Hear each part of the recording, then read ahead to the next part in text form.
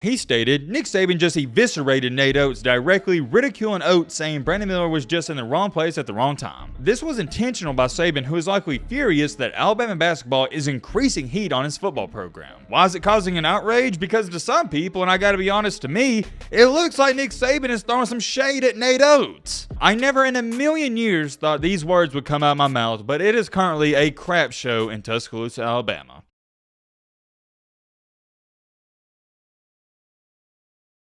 I tried telling y'all yesterday we were going to talk about this situation again because it's only going to continue to get bigger, and bigger. With the entire Darius Miles, Brandon Miller, Nate Oates situation that's been going on the past couple of months, that put a big storm cloud over the university. I wouldn't say it was pouring down rain and it was lightning or anything like that. There was just a storm cloud. But however, recently, an Alabama football player who represents Nick Saban, the football team in the university, he's gotten in some trouble and he's been suspended from the team. We've already made not one but two separate videos talking about the Alabama 5-star cornerback Tony Mitchell, who was driving 140 miles per hour trying to evade the police on his way to Panama City Beach to sell some drugs. So what follows after that? Nick Saban, he's got to answer the questions, and now here we are. Nick Saban has answered the questions, he stood up, he spoke about it, and now it's causing an outrage. Why is it causing an outrage? Because to some people, and I gotta be honest, to me, it looks like Nick Saban is throwing some shade at Nate Oates. Why does it appear and look that way? Oh, because Nick Saban kind of mocked Nate Oates. I hate to say this, I really do, but it's the cold hard truth, and this is the nicest way to put it.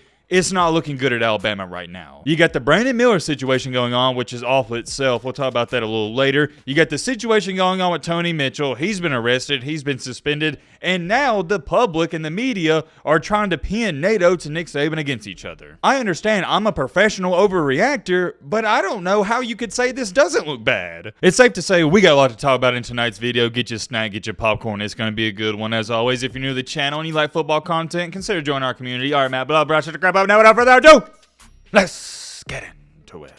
To every story, there's a backstory, and although backstories, yeah, they can be boring sometimes, I think they're highly important because it gives you context to the real story. Context is very key to any and every situation you talk about, because the lack of it, then you really don't know what's going on. So to make a really long story short, let me give you the context that you need to know before we get into the main topic. A couple months ago, Alabama basketball player, he gets arrested for capital murder. It was a terrible thing and he's in jail. A young lady lost her life. My prayers and thoughts go out to that family. I don't want y'all to forget about them. It's just a sucky situation. I don't want to speak on it anymore. However, about 5-6 days after that, news comes out that Brandon Miller, he was involved. And when I say involved, I just mean he was around the scene. It turns out though, Brandon Miller, he's found innocent, and no, that's not my humble opinion, that's cold hard facts from the police. Brandon Miller, since day one, it's not like he was hiding since day one, he was extremely cooperative. As far as I'm concerned, if you're still clowning or wanting Brandon Miller to be kicked off the basketball team or arrested, I think you're a joke. As Americans, we're all about the law, right? Well, if Brandon Miller was found innocent, why do you want something else to happen to him? He was found innocent in a story. Let the kid live his life and let him play basketball in peace. But that's not going to happen. Why is it not going to happen? Because people out here love to see a man fail. Although Brandon Miller was found innocent, Nate Oates, he had his infamous quote where he said, hey, Brandon Miller, he was just at the wrong place at the wrong time. And that phrase alone stirred up even more controversy. So a lot of people are still upset about that. They wanted Miller to be suspended for at least a couple of games. That never happened though. Brandon Miller, he's still on the team. Alabama has won the SEC basketball championship, and now it looks like they're going to make a push for the title itself. I'm not here to talk about the basketball team, but they are doing extremely well, and I think that's also another main reason people want to see Brandon Miller suspended, because they are doing so well, and he is the star player. Continuing to go along here though, only a couple of days ago, Alabama's 5-star cornerback Tony Mitchell,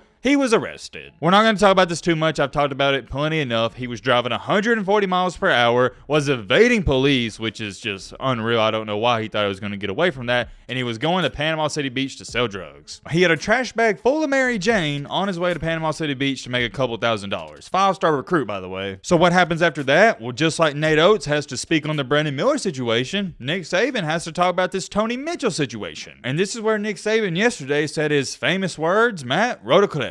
Everybody's got an opportunity to make choices and decisions. There's no such thing in being at the wrong place at the wrong time. Wrong place at the wrong time. Interesting. So on one hand, we got Nate Oates saying, yeah, Brandon Miller, he's just at the wrong place, wrong time, no big deal. But on the flip side, we got Nick Saban saying, oh yeah, there's no such thing as wrong place, wrong time. I told you guys this last night in the video. We got a controversy on our hands, and I got to be honest, It is hard for me to believe that Nick Saban didn't mean anything intentional by this whatsoever. Because Nick Saban, he keeps up with the basketball team. There's no way he didn't know that famous 4 words, that quote, wrong place, wrong time.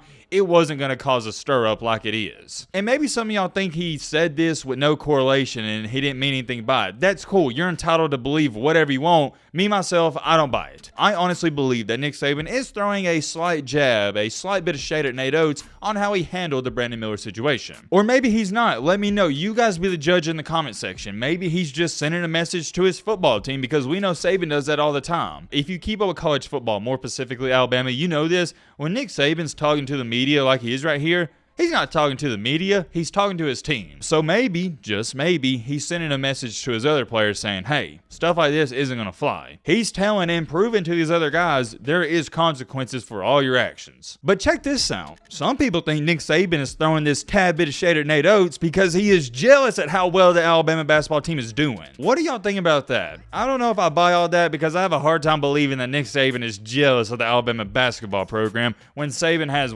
6 rings? Moving along here, Clay Travis, he tweeted this out, and yeah, he definitely feels like Nick Saban and Nate Oates got some beef. He stated, Nick Saban just eviscerated Nate Oates, directly ridiculing Oates, saying Brandon Miller was just in the wrong place at the wrong time. This was intentional by Saban, who is likely furious that Alabama basketball is increasing heat on his football program. Continuing along, he also tweeted out this, make no mistakes about this, Saban is very intentional about his messaging, especially in his presser settings like these. To use and ridicule the same quoted excuse as Nate Oates was total destruction of Oates and Alabama's handling of the Brandon Miller situation. Oh man, here we go. Gotta be honest yet again, 100% transparent. I don't buy all that. I do agree with this part at the beginning of the second tweet. Make no mistakes about it, Saban is very intentional about his messaging because yes, he is. But I don't believe that Saban is trying to ridicule Nate Oates a single bit. I will say this, maybe Nick Saban is a little bit upset at how Nate Oates handled this situation, but I don't think he's trying to destroy him or eviscerate him. That's too much. And like I've told you guys, there's a part of me that's wanting to say, yeah, Nick Saban,